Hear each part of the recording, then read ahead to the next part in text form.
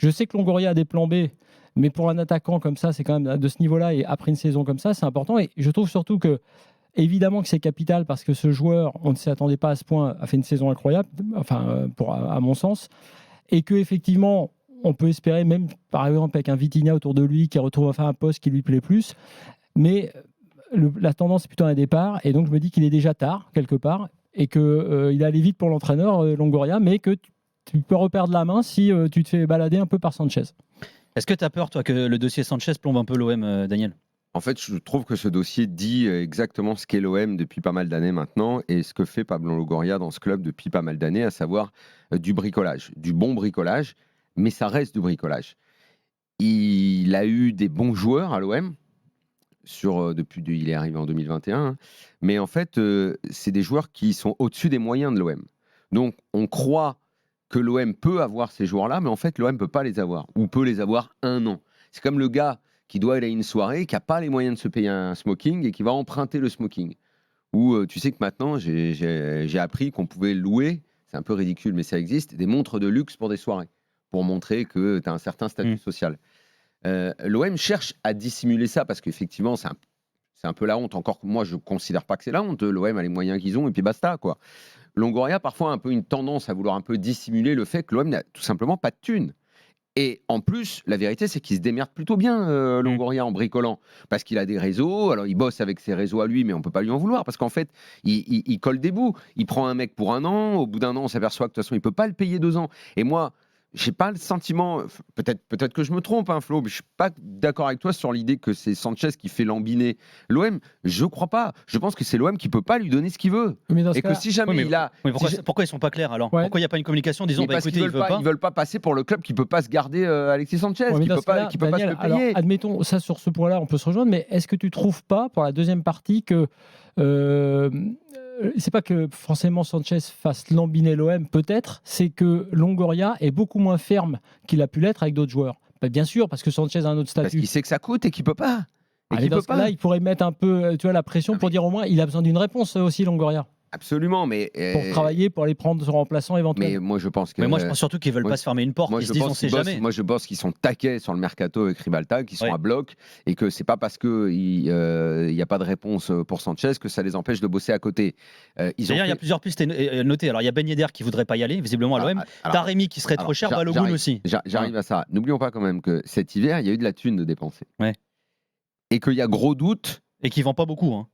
Exactement. Et il y a exactement ça. Il ne sait pas vendre un Longoria, on va pas se mentir. Il ne sait pas vendre. Il faut pas se mentir. Il y a beaucoup de mal. Alors normalement, il y a juste Ribalta, quand il a délégué un peu, parce qu'il faisait tout lui-même. À un moment donné, on s'était dit Ribalta, il va avoir les deux casquettes, c'est-à-dire de vendre et d'acheter. Ribalta, c'est pareil. Pour l'instant, il n'a pas beaucoup vendu, effectivement. Voilà. Donc ils ont un problème avec ça. Le mercato d'hiver a été important en termes de dépenses, et il commence à y avoir des doutes sur les gens qui ont été pris. Donc, de ce côté-là, il va être un petit peu coincé. Moi, je ne suis pas sûr qu'aujourd'hui, l'OM puisse garder Sanchez aux conditions de cette année. Et comme il a été bon et que c'est probablement l'un des meilleurs joueurs de l'OM des 10 dernières années, il est plus en contrat, à part si personne ne lui propose rien du tout à Sanchez. Qui paraît peu probable, ce qui n'est pas le cas. Peu probable. On parlait même du Grêmio, je crois. Je ne vois pas comment ils vont pouvoir le garder. Je vois pas comment ils vont pouvoir le garder. Parce que, tout simplement, ils n'ont pas les thunes et que l'OM bricole. Et effectivement, mais tu sais, c'est le dossier de l'entraîneur. Moi, je suis convaincu que dans cette histoire, j'irai pas jusqu'à dire ils nous ont pris pour des idiots, je veux pas dire ça. Il y a une dimension communication dans la gestion d'un club, on le sait tous. Ils ont beaucoup parlé de Gallardo, mais moi je pense que Gallardo, au fond, et même moi, on s'est tous trompés, je pense qu'il n'a jamais été proche de l'OM.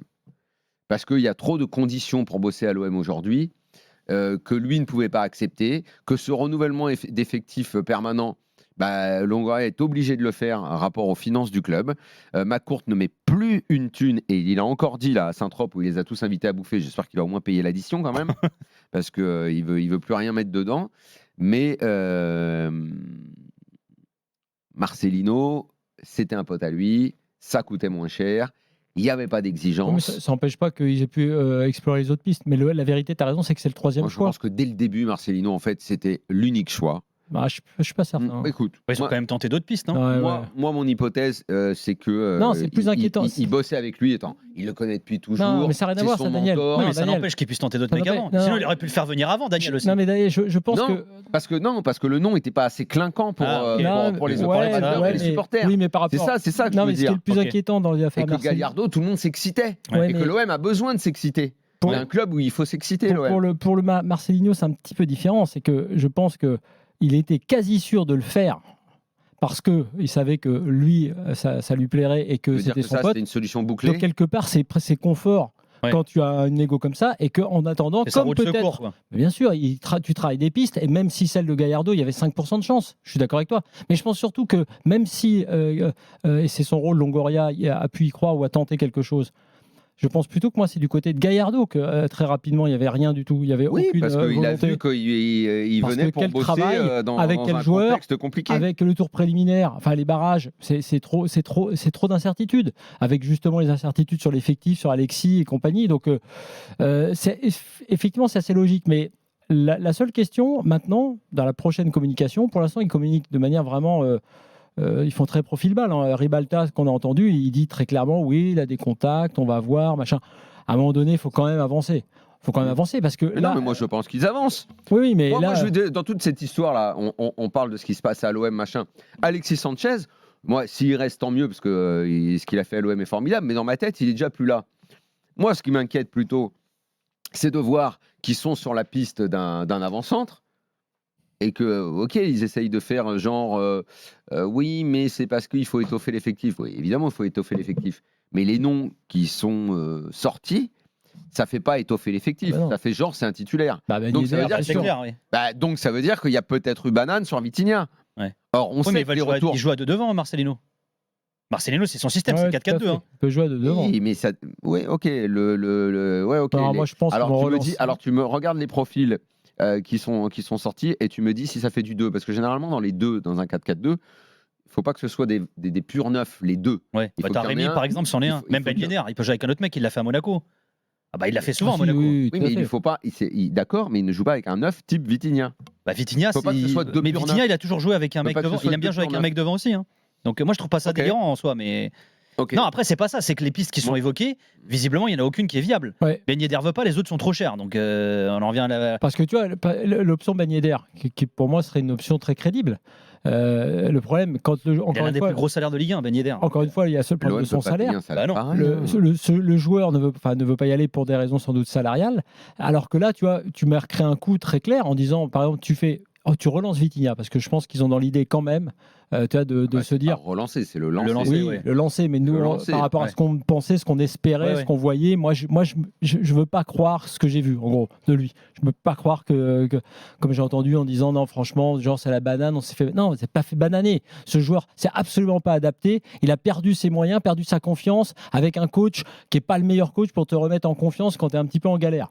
Donc, je pense qu'ils se disent, il faut y aller, il faut le remettre en confiance. Effectivement, si tu joues à deux devant, Ben Yedder, je parle là purement techniquement, pour moi, ce serait très bien.